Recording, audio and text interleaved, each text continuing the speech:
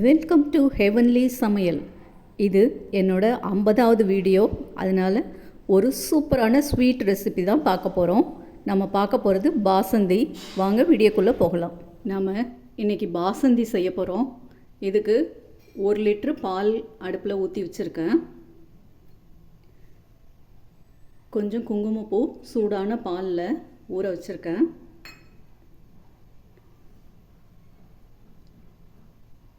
இது பொங்க பொங்க கொஞ்சம் ஆடையை கொஞ்சம் நம்ம எடுத்து வச்சுக்கலாம்.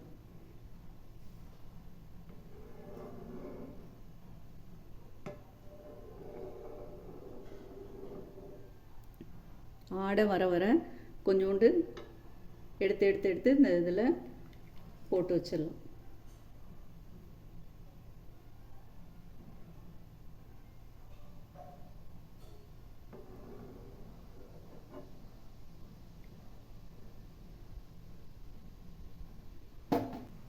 கொஞ்சம் பாதாம் முந்திரி நல்லா சீவி வச்சுருக்கேன்.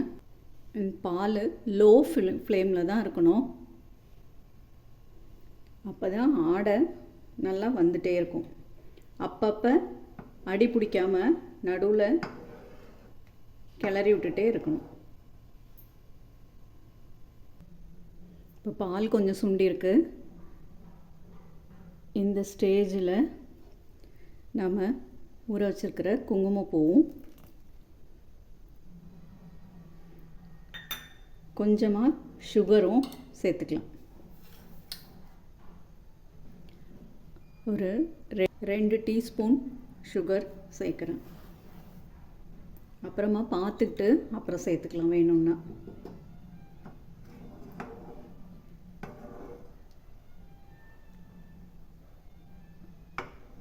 சிம்லே தான் அது இருக்கணும். ஆடை வர வர எடுத்து வச்சுட்டே இருக்கணும்.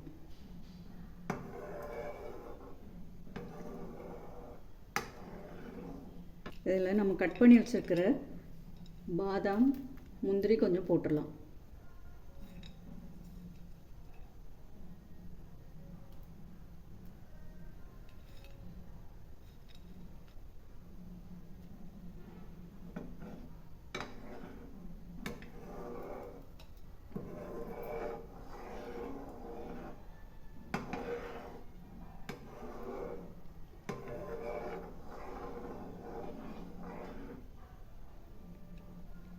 இன்னும் கொஞ்சம் நேரம் சுண்டோடனே அப்புறம் பார்க்கலாம்.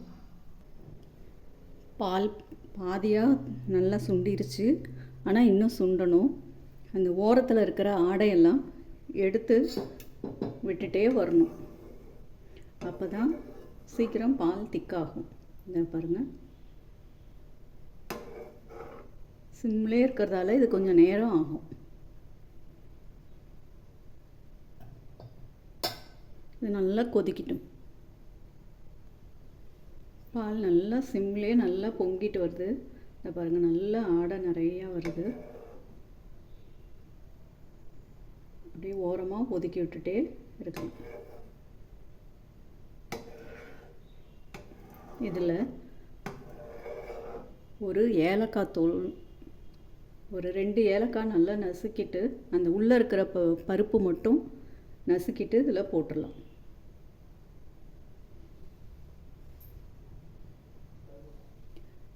ஒரு ஏலக்காய் நசுக்கி வச்சுருக்கேன், அதை கொட்டிடலாம்.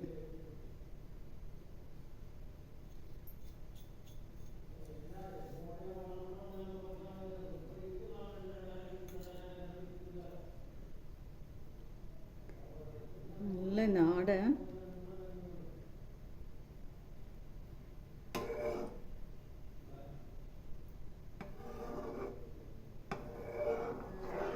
நல்லா சுண்டி வந்துருச்சு. இந்த ஆடை நம்ம எடுத்து வச்சுருக்கிற இந்த ஆடையும் இதில் சேர்த்துடலாம். சேர்த்து இது கொஞ்சம் நேரம் கொதிக்க விடணும். இந்த டைமில் சுகர் பத்தலைன்னா இன்னும் கொஞ்சம் போட்டுக்கலாம். போட்டுட்டு ஒரு தாளிப்பு கரண்டி இல்லை வாணலில் கொஞ்சம் சாரப்பருப்பு, சும்மா கொஞ்சமாக நெய் விட்டு கொஞ்சமாக சாரப்பருப்பு, மீதி இருக்கிற பாதாம் முந்திரி லேசாக வறுத்துட்டு கடைசியாக இதில் கொட்டிடலாம். அவ்வளோதான், பாசந்தி ரெடி. இது ரொம்ப ஈஸியான ஸ்வீட்டு, ஆனால் கொஞ்சம் செய்யறதுக்கு டைம் ஆகும், அவ்வளோதான். இதில் ஸ்வீட் பத்தலை, அதனால் இன்னும் 2 டீஸ்பூன் சுகர் போடுறேன்.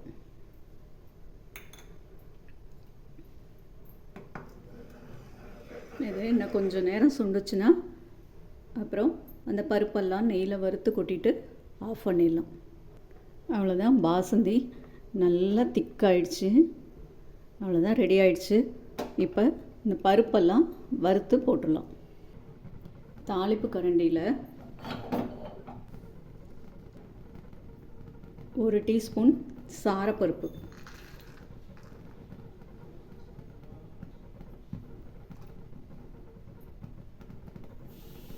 இதை நல்லா ரோஸ்ட் பண்ணிக்கலாம். இதில் பாதாம் பருப்பும் கொட்டிட்டேன். பாதாம் முந்திரி நம்ம சீவி வச்சிருந்தோம்ல, இப்போது பாருங்கள் நல்லா ரோஸ்ட் ஆயிடுச்சு.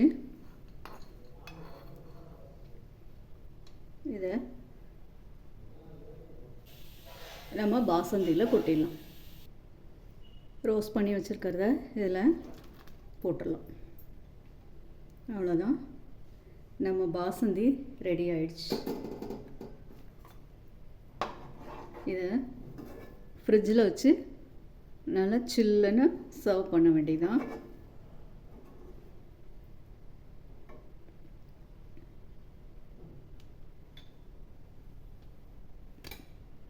பாருங்கள், நம்ம பாசந்தி சூப்பராக ரெடி ஆயிடுச்சு.